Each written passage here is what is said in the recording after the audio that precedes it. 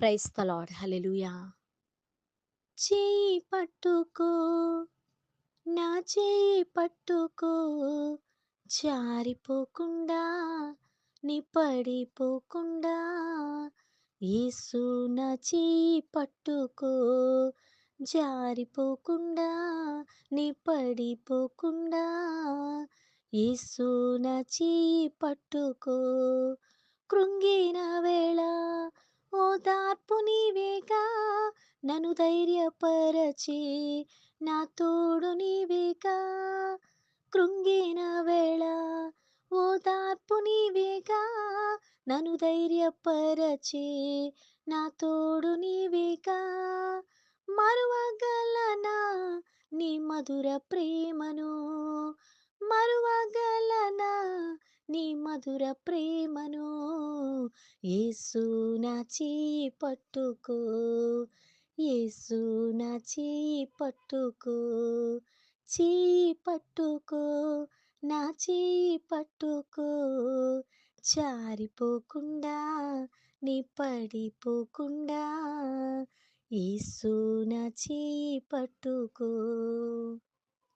నీ చేతి కింద ఉన్న ఆశీర్వాదములతో నన్ను నింపి నడిపిస్తున్న తండ్రి మీకు వందనాలు.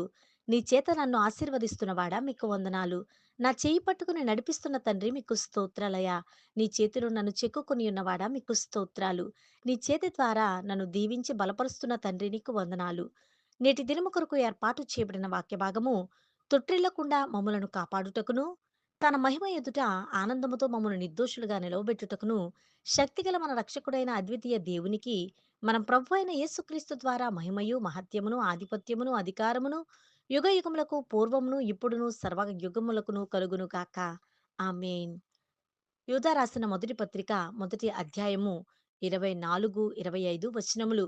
దేవాతి దేవుడు మనలను తొట్టిల్లపోకుండా, మనం పడిపోకుండా తన దయగల హస్తాన్ని చాపి మనలను మన సమస్యల నుండి, ఇరుకుల నుండి, ఇబ్బందుల నుండి విడిపించి తన దక్షిణ హస్త బలము చేత మనల్ని కాపాడుతూ ఉంటానని సెలవిస్తూ ఉన్నాడు.